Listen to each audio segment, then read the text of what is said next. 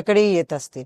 आणि आता आज आधुनिक काळात मुलांना तेवढा इंटरेस्ट नसतो हो. की एवढा मी जप करेन वगैरे. काही हजार जपही दिला जातो की ह्या निरसनासाठी प्रॉब्लेमच्या.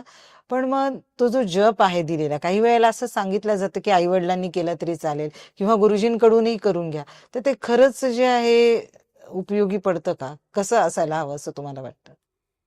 कुणाला पटो अगर न पटो, हम्म. ज्याला रोग झालाय त्यांनीच औषध घ्यायला लागतं. हम्म. त्याचप्रमाणे इथे सुद्धा असंच लागू पडतं की ज्याचा विश्वास अगर नसो, हम्म. पण आई वडिलांनी किंवा गुरुजींकडून करून घेतलं तर ते कसं जाईल? बरोबर. पण ते व्यक्तीपर्यंत ते पोचायला पाहिजे ना. हम्म. हम्म. ज्याचा दोष आहे त्यांनी मागच्या जन्मामध्ये, इथे काय होतं की ज्योतिष म्हटल्यावर मागचा जन्म, हम्म. कर्मसिद्धांत, हम्म. कर्मविपाक सिद्धांत, ह्या सगळ्या गोष्टी येतात त्याच्यामध्ये. हम्म.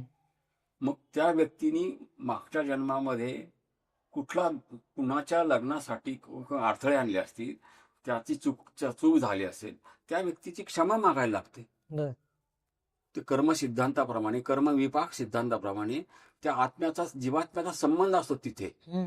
आणि मग तुम्ही किंवा आई वडिलांनी क्षमा मागायची, हम्म. गुरुजींनी जप करायचा त्यासाठी. हम्म. हे कसं सुसंगत राहील सांगा बरं? बर. माझं त्या आत्म्याने, स्वतः त्या जीवात्म्याने कुठल्या जन्मात काही झालं असेल ते, हम्म. त्याची मनापासून क्षमा मागायची की माझी चूक झाली आहे हम्म. आणि मला याच्यातनं बाहेर पडायचंय. हम्म. आपण ते वैरत्व संपवून टाकायचं तिथे, क्षमा करायची त्या व्यक्तीला. त्यांनी क्षमा करायला साठी आपल्याला वारंवार त्याला प्रार्थना करावी लागते आणि ते करून, जप करून हम्म. मग याच्यातनं बाहेर पडता येतं.